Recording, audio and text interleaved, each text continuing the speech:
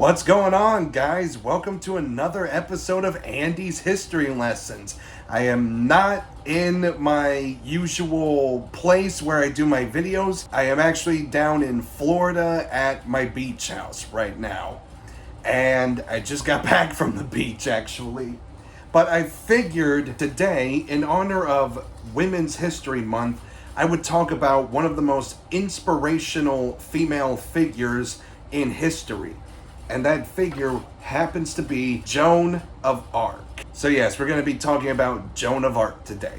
Here we go. Joan was the daughter of a tenant farmer at Domremy on the borders of the duchies of Bar and Lorraine. In her mission of expelling the English and their Burgundian allies from the Valois Kingdom of France, she felt herself to be guided by the voices of Saint Michael, Saint Catherine of Alexandria, and Saint Margaret of Antioch. Joan was endowed with remarkable mental and physical courage, as well as a robust common sense, and she possessed many attributes characteristic of the female visionaries who were a noted feature of her time. Real quick, I forgot to mention, these notes are directly quoted from the website Britannica.com. These qualities included extreme personal piety, a claim to direct communication with the saints, and a consequent reliance upon individual experience of God's presence beyond the ministrations of the priesthood and the confines of the institutional church. Joan's mission. At the time, the crown of France was in dispute between the Dauphin Charles, later known as Charles VII, son and heir of the Valois king Charles VI, and the Lancastrian English king Henry VI. Henry's armies were in alliance with those of Philip the Good, Duke of Burgundy, whose father, John the Fearless, had been assassinated in 1419 by partisans of the Dauphin. A Dauphin is like a duke or someone competing for the crown, for those of you that don't know, and were occupying much of the northern part of the kingdom. The apparent hopelessness of the Dauphin's cause at the end of 1427 was increased by the fact that 5 years after his father's death, he still had not been crowned. Reims, the traditional place for the investiture of French kings, was well within the territory held by his enemies. As long as the Dauphin remained unconsecrated, the rightfulness of his claim to be King of France was open to challenge. Joan's village of Domremy was on the frontier between the France of the Anglo-Burgundians and that of the Dauphin. The villagers had already had to abandon their homes before Burgundian threats. Led by the voices of her saints, Joan traveled in May 1428 from Domremy to Vaucouleurs, the nearest stronghold still loyal to the Dauphin, where she asked the captain of the garrison, Robert du Baudricourt, for permission to join the Dauphin. He did not take the 16-year-old and her visions seriously, and she returned home. Joan went to Vaucouleurs again in January 1429. This time, her quiet firmness and piety gained her the respect of the people, and the captain, persuaded that she was neither a witch nor feeble-minded, allowed her to go to the Dauphin at Chinon. She left Vaucouleurs about February 13th, dressed in men's clothes and accompanied by 6 men at arms. Crossing territory held by the enemy and traveling for 11 days, she reached Chinon. Joan went at once to the castle of the Dauphin Charles, who was initially uncertain whether to receive her.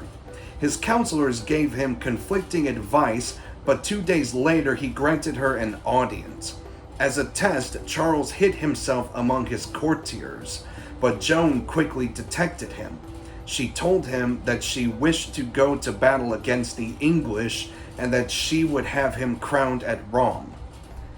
On the Dauphin's orders, she was interrogated by ecclesiastical authorities in the presence of Jean, Duc d'Alençon, a relative of Charles, who showed himself well disposed toward her.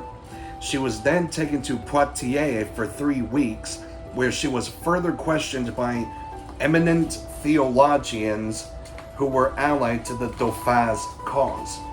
These examinations, the record of which has not survived, were occasioned by the ever-present fear of heresy following the end of the Western Schism in 1417.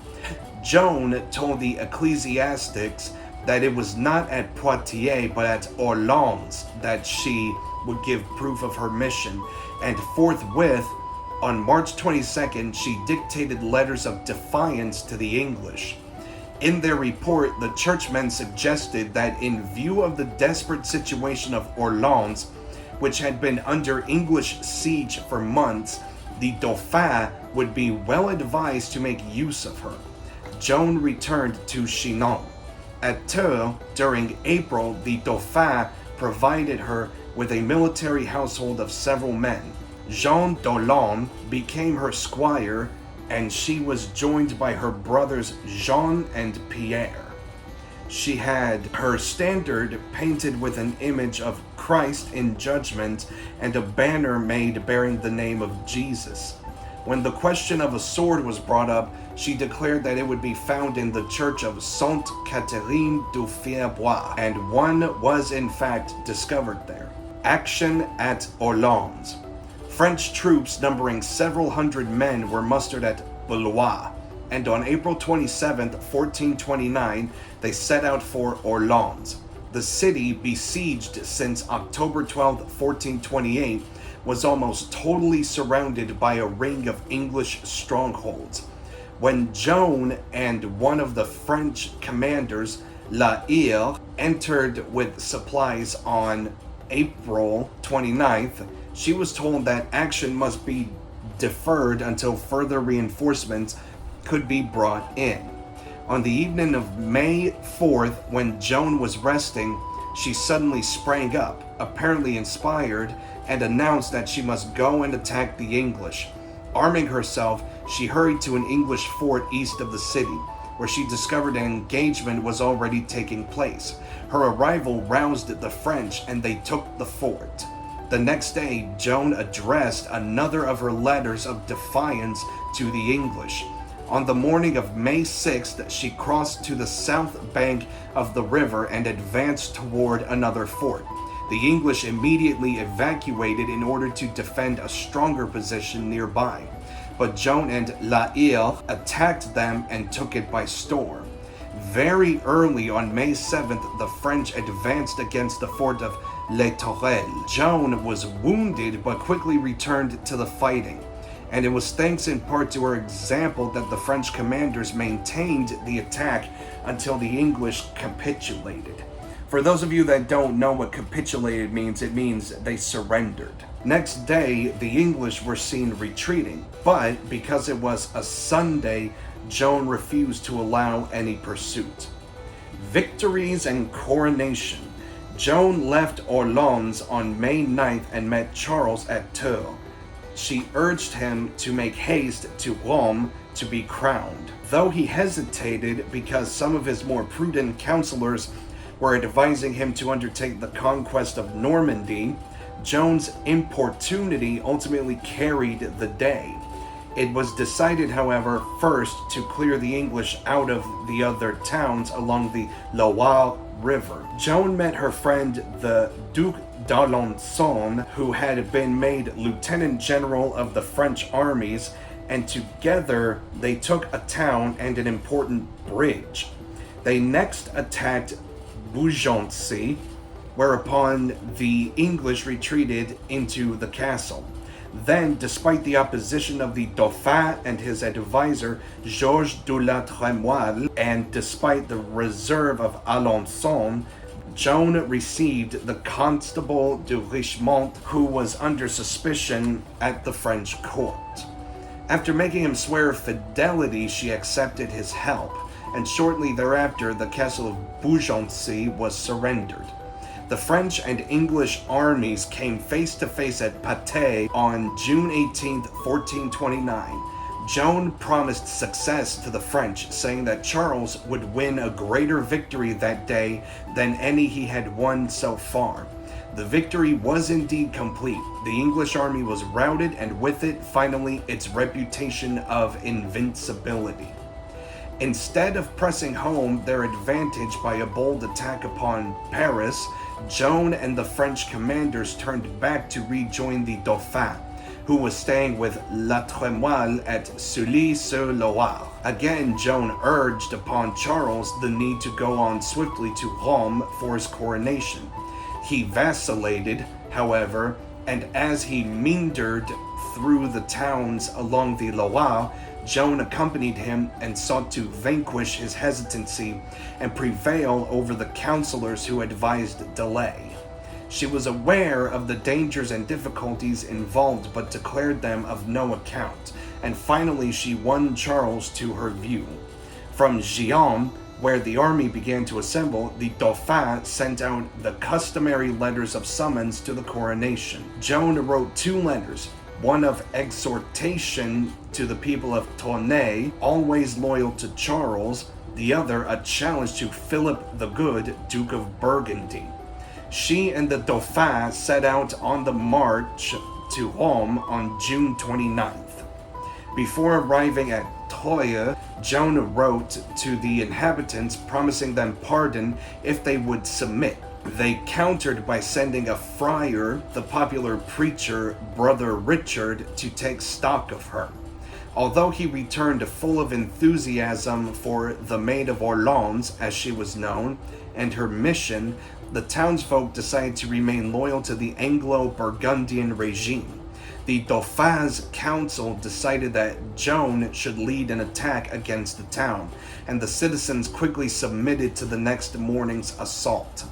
The royal army then marched on to Chalon, where, despite an earlier decision to resist, the Count Bishop handed the keys of the town to Charles. On July 16th, the royal army reached Rouen, which opened its gates. The coronation took place on July 17, 1429. Joan was present at the consecration, standing with her banner not far from the altar. After the ceremony, she knelt before Charles, calling him her king for the first time. That same day, she wrote to the Duke of Burgundy, adjuring him to make peace with the king and to withdraw his garrisons from the royal fortresses. Capture, trial, and execution of Saint Joan of Arc. On her way back to Compiègne, Joan heard that John of Luxembourg, the captain of a Burgundian company, had laid siege to the city. Hurrying on, she entered Compiègne under cover of darkness. The next afternoon, May 23rd, she led a sortie and twice repelled the Burgundians, but was eventually outflanked by English reinforcements and compelled to retreat. Remaining until the last to protect the rear guard while they crossed the Oise River, she was unhorsed and could not remount. She gave herself up and, with her brother Pierre and Jean d'Arlon, was taken to Marny, where the Duke of Burgundy came to see her. In telling the people of Rome of Joan's capture, Renaud du Chartreux accused her of rejecting all counsel and acting willfully. Charles, who was working toward a truce with the Duke of Burgundy, made no attempt to save her. John of Luxembourg sent Joan and Jean d'Arlon to his castle in Vermandois. When she tried to escape in order to return to Compiègne, he sent her to one of his more distant castles. There, though she was treated kindly, she became more and more distressed at the predicament of Compiègne. Her desire to escape became so great that she jumped from the top of a tower, falling unconscious into the moat. She was not seriously hurt, and when she had recovered, she was taken to Arras, a town adhering to the Duke of Burgundy. Apparently, nothing further could be done. Joan was taken out of prison for the first time in 4 months on May 24th and conducted to the cemetery of the Church of Saint-Ouen, where her sentence was to be read out. First, she was made to listen to a sermon by one of the theologians in which he violently attacked Charles VII, provoking Joan to interrupt him because she thought he had no right to attack the king, a good Christian, and should confine his strictures to her. After the sermon was ended, she asked that all the evidence on her words and deeds be sent to Rome. Her judges ignored her appeal to the Pope and began to read out the sentence, abandoning her to the secular power. Hearing this dreadful pronouncement, Joan quailed and declared she would do all that the church required of her. She was presented with a form of abjuration, which must already have been prepared. She hesitated in signing it, eventually doing so on condition that it was pleasing to our Lord.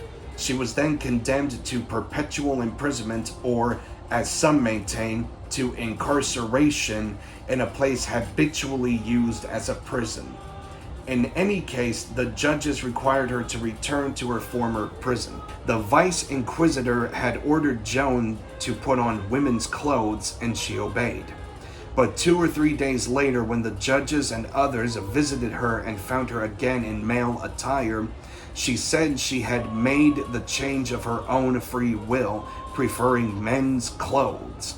They then pressed other questions, to which she answered that the voices of St. Catherine of Alexandria and St. Margaret of Antioch had censured her treason in making an abjuration. These admissions were taken to signify relapse, and on May 29th, the judges and 39 assessors agreed unanimously that she must be handed over to the secular officials. The next morning, Joan received from Cachan permission, unprecedented for a relapsed heretic, to make her confession and receive communion. Accompanied by 2 Dominicans, she was then led to the Place du Vieux Marché.